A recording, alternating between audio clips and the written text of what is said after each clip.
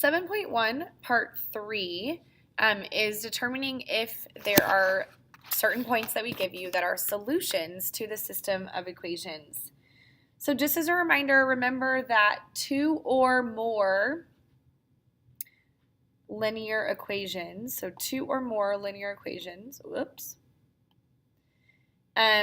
together form a system. So we've been giving you linear equations, we've been working through graphing them and figuring out if it was an ordered pair, a no solution, or an infinitely many solutions. What is important is that you need to know that a solution, if it is a solution to a system, that ordered pair, or the coordinate, right, has to make all the equations true. So you're going to, anytime you have a system, you're going to have two equations. And that ordered pair has to work in both for it to be a solution. Because if it doesn't work in both, then that means that point cannot be on that line. Okay, so here's what's going to happen. This is what the question will be. It'll give you a point. So this is the point, and we're asking, is that point 2, -10, a solution to this system over here? And so if it is, then that means if I take this point and I plug it into the first equation and I plug it into the second equation, it should work.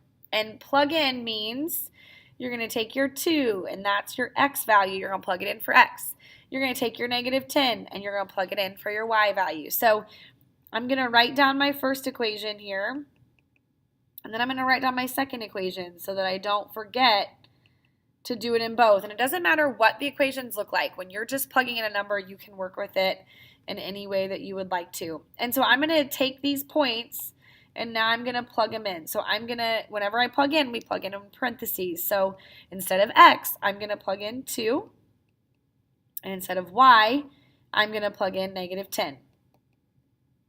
Then I'm going to do the same thing over here. I have this -2. Instead of y, I'm going to replace it with my y coordinate, which is -10. And then equals -16 plus 2. And instead of my x, I'm going to plug it in with my x coordinate, which is 2. And then I'm just going to simplify that. So 4 times 2 is 8. So I have 8 plus -10. And 8 plus -10 is -2. And that is true, right? If it equals the same thing left and right, that's a true statement. So now we need to check this one over here. So -2 times -10 is +20. Then order of operations, you need to multiply first. So I have 4 plus -16. And -16 plus 4 is -12. That is not the same number on both sides of the equal sign. And so since that point did not work in both, then this would not be a solution to the system. So is it a solution? No, because it has to work in both. And so that might be important to write down on your notes. Must work in both. Okay, let's look at the next example. Excuse me. So again, we're asking, is this a solution to the system, meaning it has to work in both of these? So we're going to take this point, that's my x value, this is my y value, and we're going to plug it in. So I'm going to write each equation down so I have them. And then we're going to take those numbers and we're going to plug them in. So instead of x, I'm plugging in -3. And then instead of y, I'm plugging in -5 minus, and then I'm plugging in -3. So make sure you're plugging things in exactly as you see them and plug them in parentheses. And then we're going to simplify. -3 plus 1 is -2.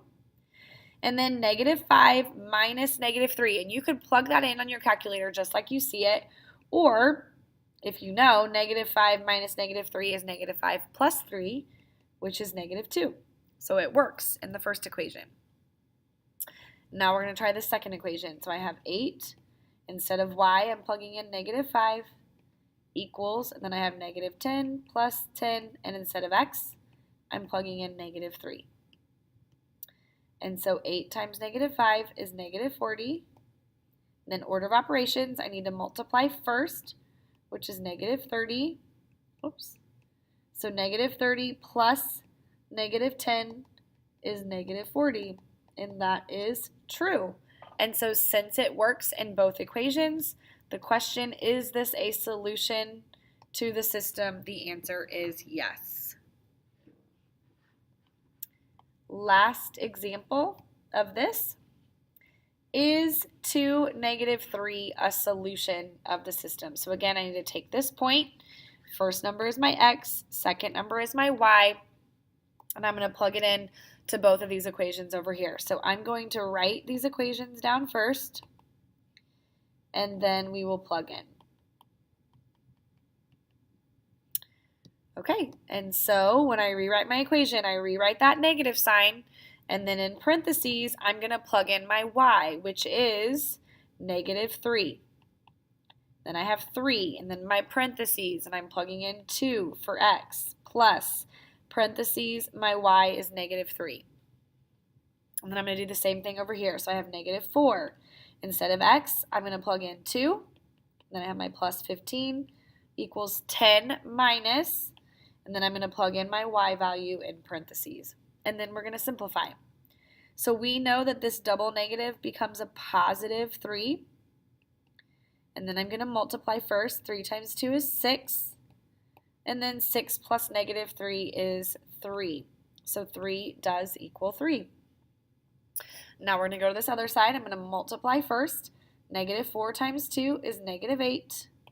Bring down my plus 15. And then we know minus a negative is plus. So 10 plus 3 is 13. And we're almost done. -8 plus 15 is actually a 7. And so that is not a true statement. And so is this point a solution to the system? The answer is no.